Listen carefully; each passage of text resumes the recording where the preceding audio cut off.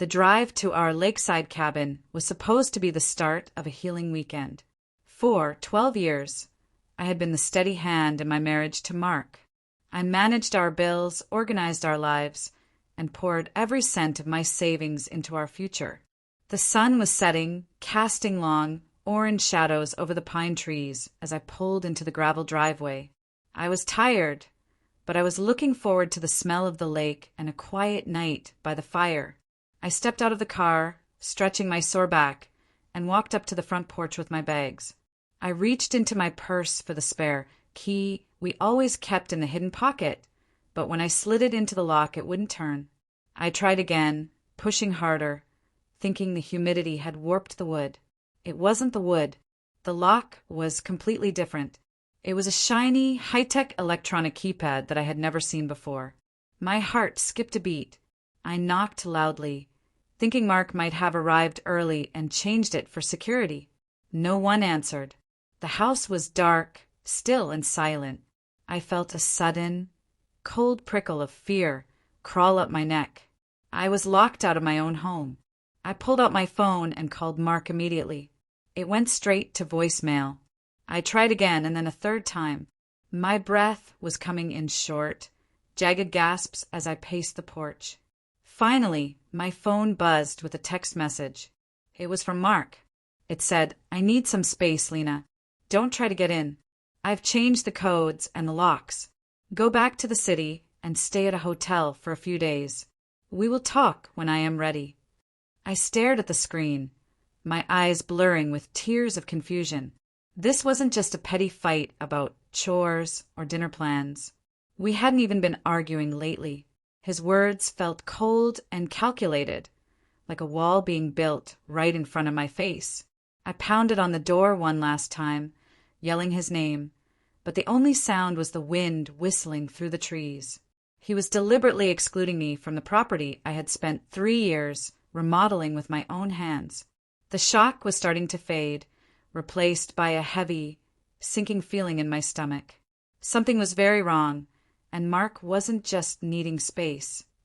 He was hiding something big. I sat on the porch steps, shivering as the night air grew colder. My mind began to race backward, searching for signs I had missed. For the last 6 months, Mark had been different. He was always at the office late or taking emergency business trips to places he never clearly named. I remembered finding a credit card statement 3 months ago with charges for a jewelry store I didn't recognize, but when I asked, he said it was a retirement gift for a coworker. Then there were the small lies about where he was eating lunch or why his phone was always face down on the table. I had trusted him blindly because that is what you do after 12 years of marriage. I had been the one who handled the boring stuff while he chased big ideas. Now looking at that locked door, I realized those small lies were actually pieces of a much larger puzzle. He wasn't just avoiding me. He was pushed me away on purpose. The trust one had carefully built for over a decade felt like a piece of glass that had just been shattered into a million tiny, sharp pieces. I wasn't just sad anymore. I was starting to feel a flicker of real suspicion. The next morning, I was still sitting in my car, having spent a restless night in the driver's seat. A white truck pulled into the driveway, and a man in a work uniform stepped out. He looked surprised to see me. "Are you the homeowner?" he asked, holding a clipboard. I nodded, trying to look like I belonged there despite my messy hair and tired eyes. "I'm Lena. Can I help you?" He handed me a piece of paper. "I did the security upgrade and the new lock system last week. Your husband asked me to drop off the final receipt and the warranty info." As he walked back to his truck, I looked down at the receipt. It wasn't just for locks. It included a high-end surveillance system and a private gate installation. But what caught my eye was a small, yellow slip of paper tucked behind the receipt. It was a business card for a high-powered divorce attorney named Marcus Thorne. On the back, in Mark's handwriting, were the words, "Meeting Friday, 2 p.m. Finalize the transfer." My blood turned to ice. Mark wasn't just taking a break. He was meeting with lawyers to end our marriage. The concern I felt earlier turned into a sharp, burning anger. He was planning his exit while I was planning our vacation. I needed to know if anyone else knew what was happening.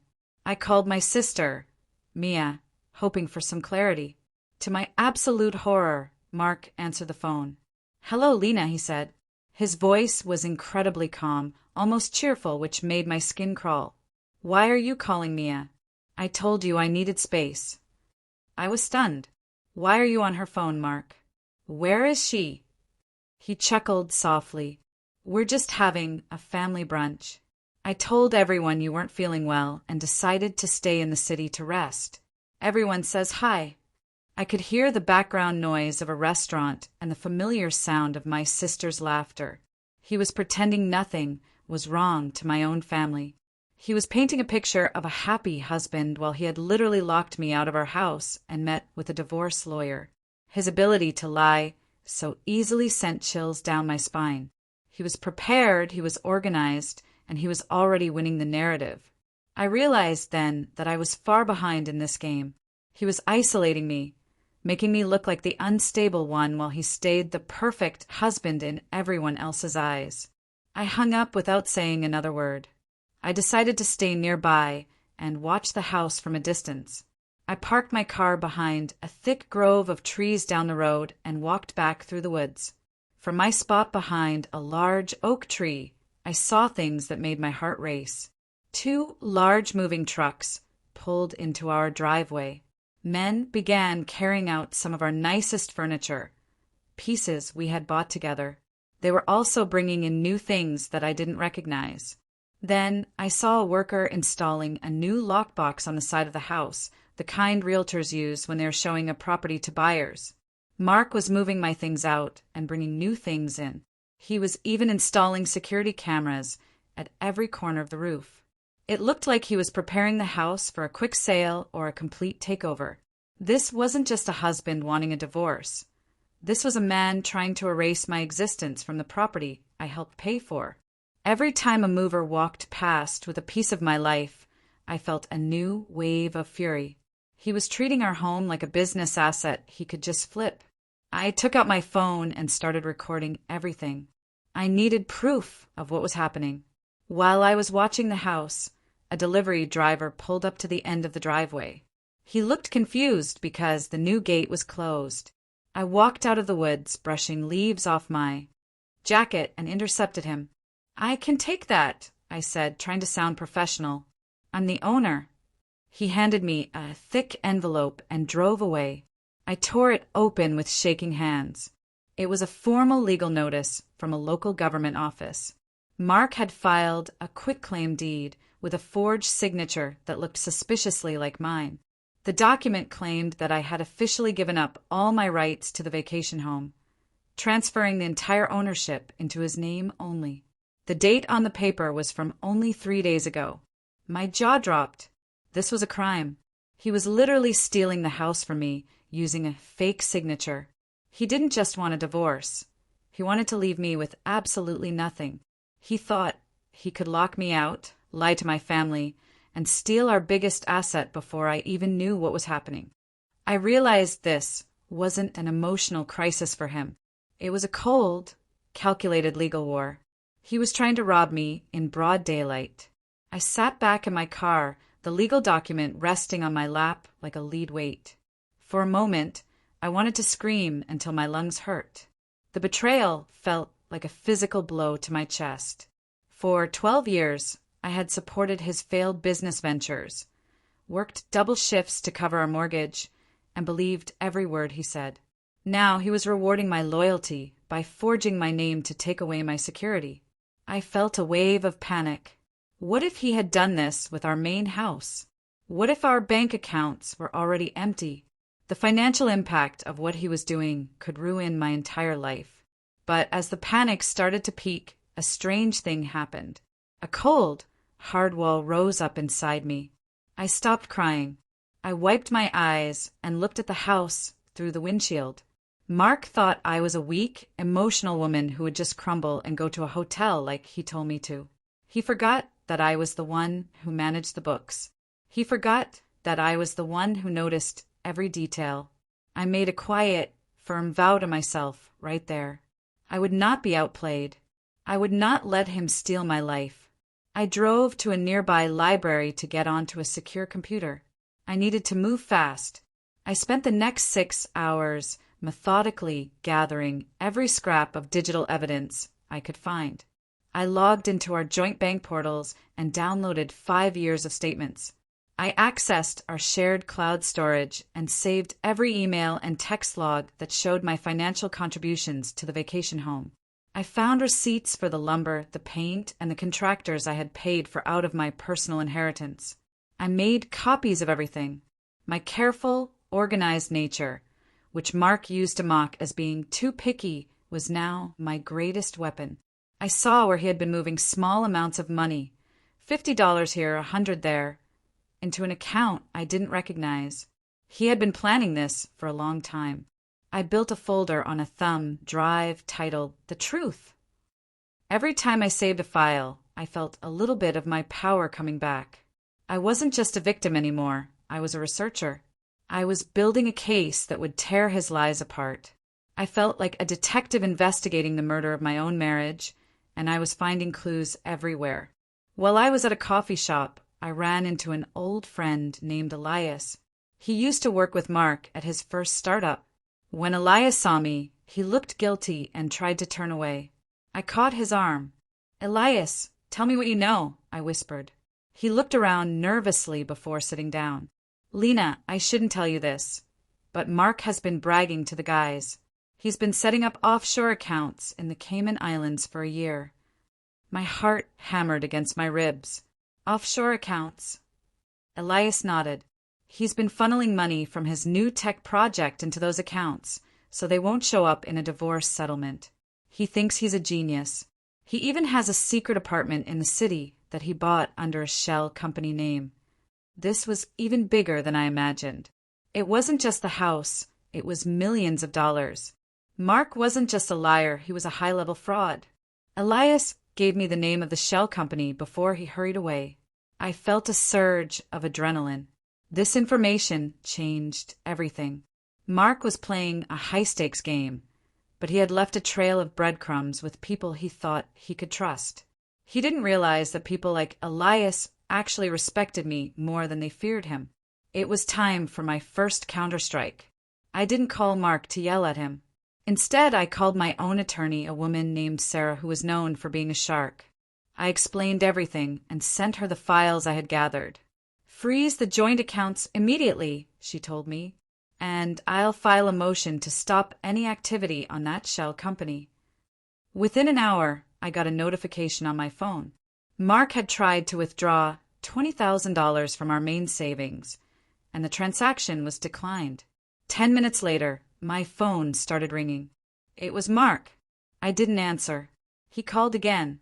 Then he sent a text. "Lena, what did you do? Why is the account locked? We need to talk right now." I smiled for the first time in days. The smirk he probably had on his face all week was gone. He was starting to feel the walls close in. I didn't give him the satisfaction of a response. I wanted him to stew in his own panic. He had tried to starve me out by locking me out of our home, so I was going to starve him out by locking him out of our money. The power dynamic was shifting, and I could feel the momentum swinging in my direction. That night, Sarah called me with more news. She had dug into the real estate records.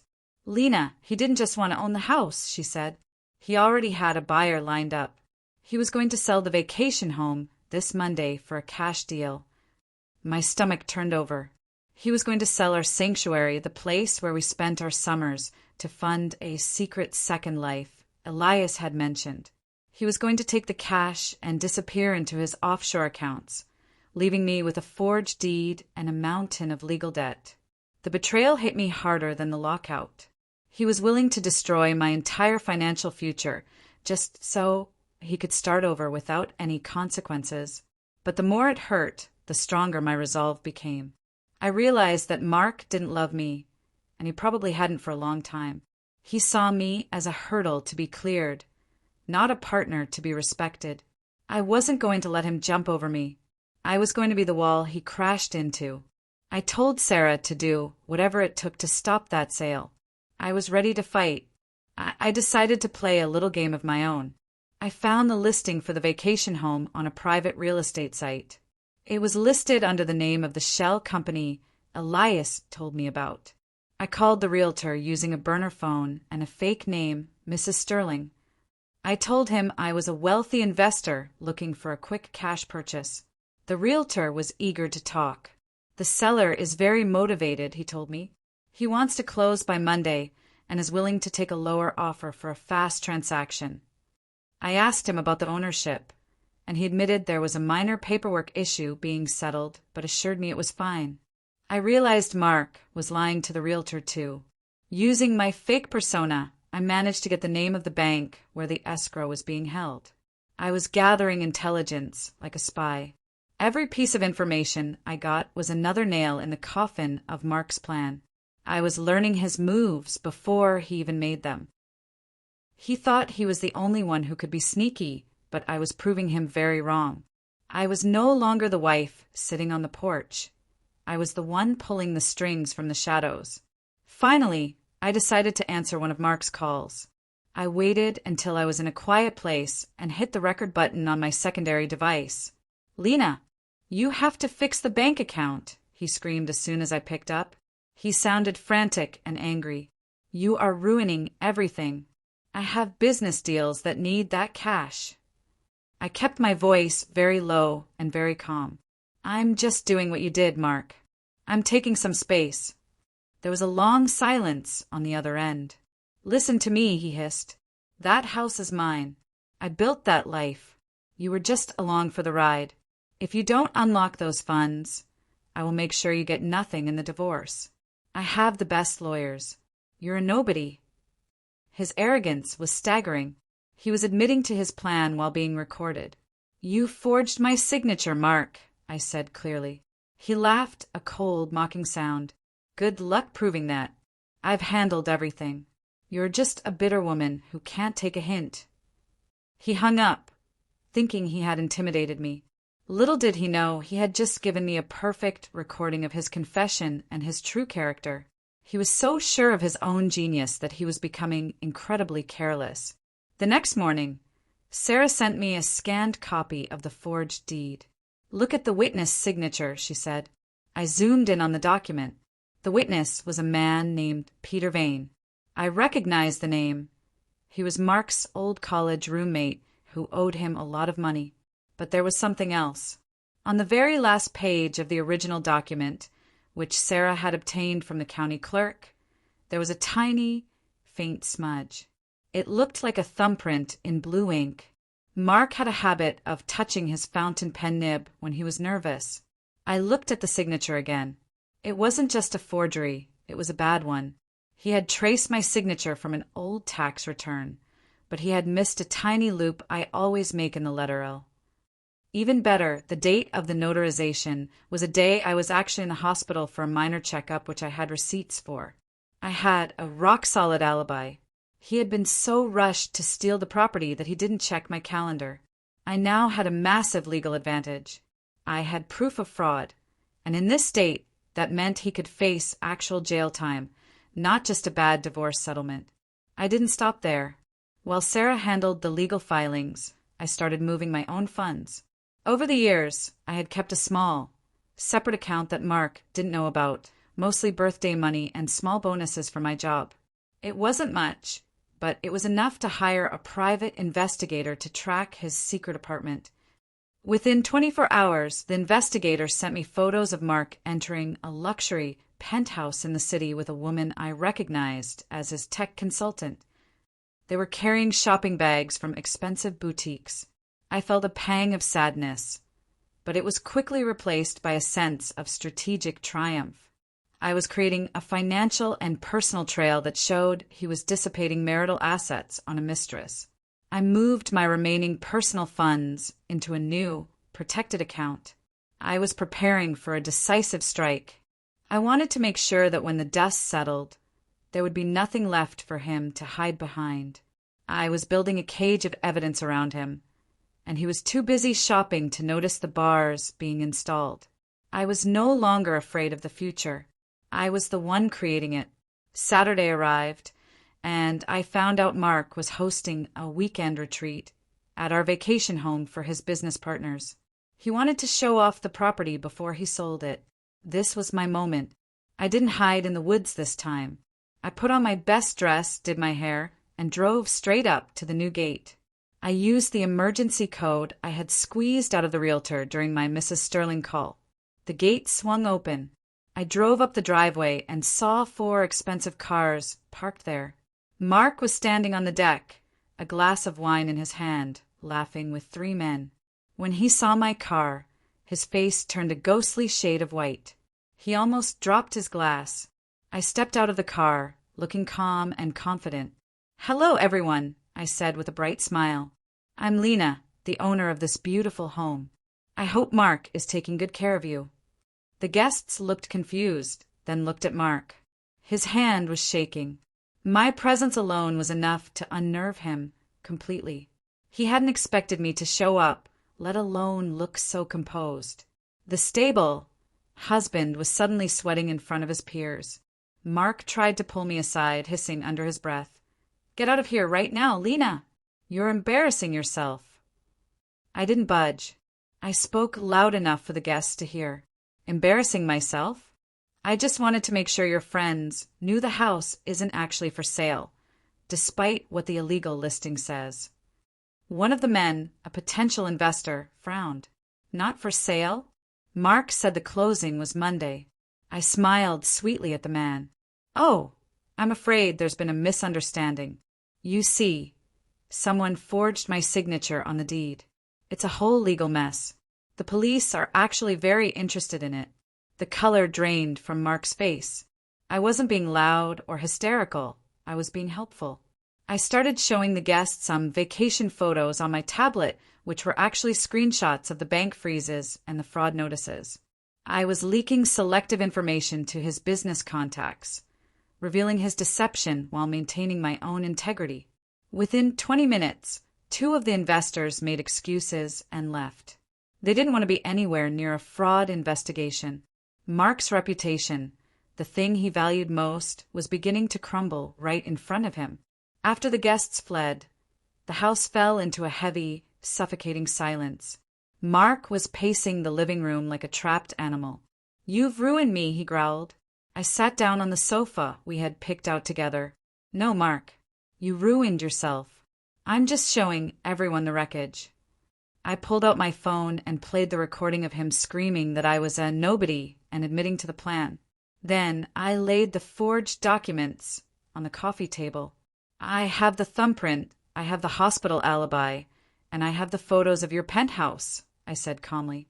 Mark tried to launch into another lie, but he stumbled. He couldn't maintain the facade anymore. He sat down and put his head in his hands. "What do you want?" he whispered. I didn't want an apology. I knew it wouldn't be sincere. I wanted a confession for the court. "Tell me everything," I said. "Tell me about the offshore accounts and the shell company. If you do, I might tell my lawyer not to push for criminal charges for the forgery." He started talking, his voice cracking. He confessed to everything, and I recorded every single word. He was finally unraveled. The legal showdown began on Monday morning. While Mark was still reeling from the weekend, Sarah filed emergency court orders. We presented the recordings, the photos, and the forensic evidence of the forged signature. The judge was appalled. Within 2 hours, an injunction was issued preventing any sale or transfer of the vacation home or any other marital assets. Mark's lawyer tried to argue, but when he saw the evidence we had, he pulled Mark into the hallway and told him to settle. Mark realized he was trapped in a legal cage of his own making. Every move he had made to hide money had been documented and brought into the light. The genius who thought he could outrun his wife was now facing a judge who saw him as a common thief. I stood in the courtroom, my shoulders back and my head held high. I wasn't the woman who had been locked out of her house anymore. I was the woman who had locked down the truth. Mark looked small and defeated at the defense table. He couldn't even look me in the eye. A week later, the court issued its first major ruling. The vacation home's title was officially frozen and restored to both our names. but I was granted exclusive possession of the property during the divorce proceedings. The judge also ordered a full audit of the shell company and the offshore accounts. I had gained my first taste of victory, and it was sweeter than I ever imagined. For months, I had felt like I was disappearing, like my role in our life was being erased by Mark's greed. Now, the law was saying that I existed, that I mattered, and that my contributions were real. I felt empowered for the first time in years. I drove back to the cabin, and this time I had a locksmith with me. We removed Mark's high-tech keypad and replaced it with a simple, sturdy lock that only I had the key to. I walked into the house, breathed in the scent of the lake, and felt a sense of peace. The house was quiet, but it wasn't lonely. It was mine. I had fought for it, and I had won. Mark didn't go down without a final, desperate struggle. He tried to turn our mutual friends, and even my own family, against me. He sent out long, rambling emails claiming that I had trapped him and that I was financially abusive. He told my sister that I had been planning to leave him for years, and that I was the one who forged the documents to frame him. But I was one step ahead of him. I had already shared the court's initial findings and the recordings with my family. When he called Mia to complain, she told him, "Mark, we've heard the recording. We know what you did. Don't call here again." I anticipated every move he made.